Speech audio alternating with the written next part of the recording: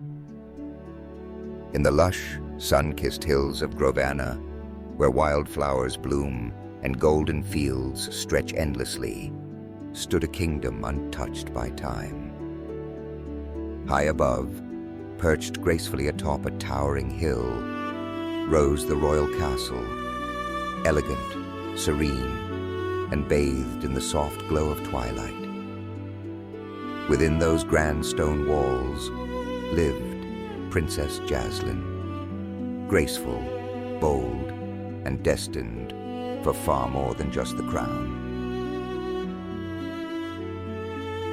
But before she could wear the crown, Princess Jazlyn faced every trial. Forced courtships, endless ceremonies, and a kingdom that demanded more than she could give. Far beyond the hills of Grovana, across fields once green with peace, stood Poatstown, proud, vast, and unbreakably strong. But for all its might, something was missing. Prince Aaron stood tall, respected by his people, unwavering in duty, and forged from strength. But behind the armor, he carried a quiet longing, not for power, but for companionship. As the townsfolk cheered his latest victory, Prince Aaron only longed for a partner to rule beside him, someone to make his world feel whole.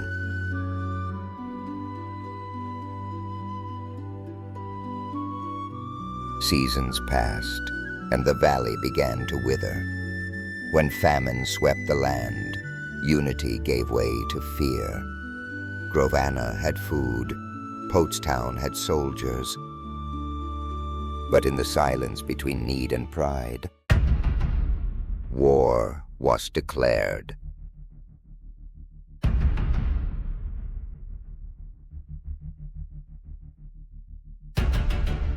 Aaron's army stood ready, not driven by rage, but by resolve.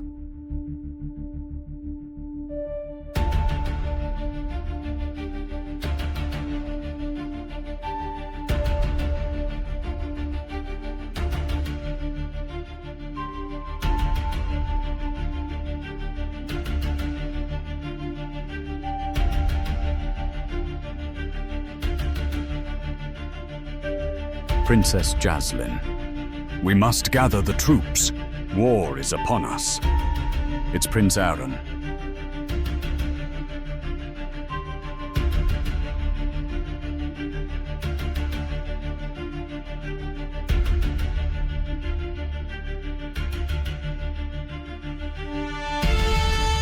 Yo, yo, open the door, baby girl. But Princess Jazlyn didn't flinch. She'd faced pressure, power, and politics before. This was just another storm, and like every storm before it, she chose stillness.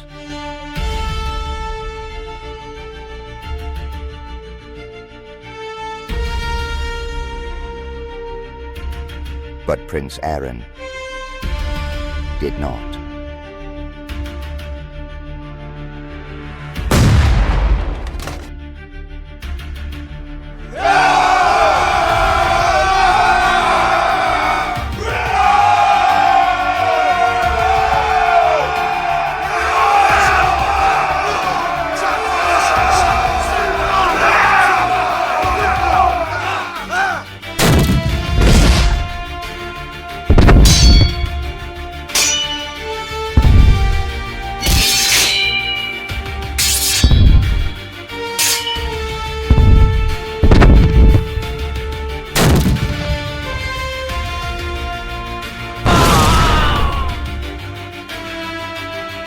Steel clashed, banners fell, and the gates of Grovana gave way.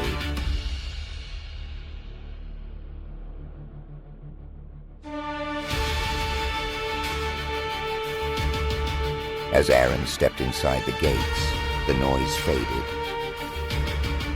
He sought the princess.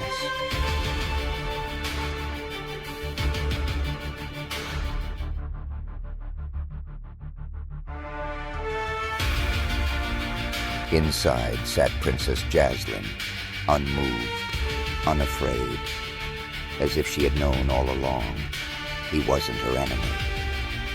He broke the silence with something foolish. Damn, baby girl, you look like a snack. Speaking of food, y'all got anything to eat around here? Her laugh was quiet, but earned. And so the discussions began, of peace and rebuilding. She offered him a seat, in a chair far too small, just to make sure he remembered whose palace he was in. With no pride and no script, he told her the truth. His people were starving, and war was the only way he knew to be heard.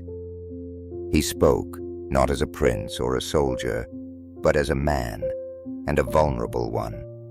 She listened intently, because it mattered. They had stood on opposite sides of a battlefield, yet here, in the stillness, they saw the truth.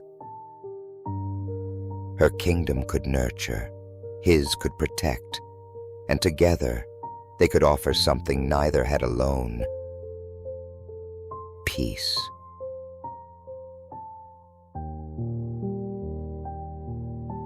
When the final terms were spoken, and the last wall between them fell,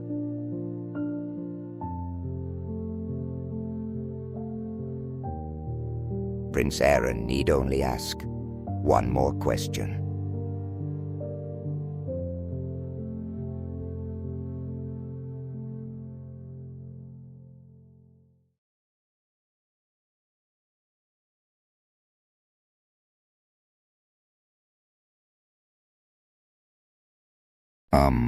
Aaron, this is where you do your thing.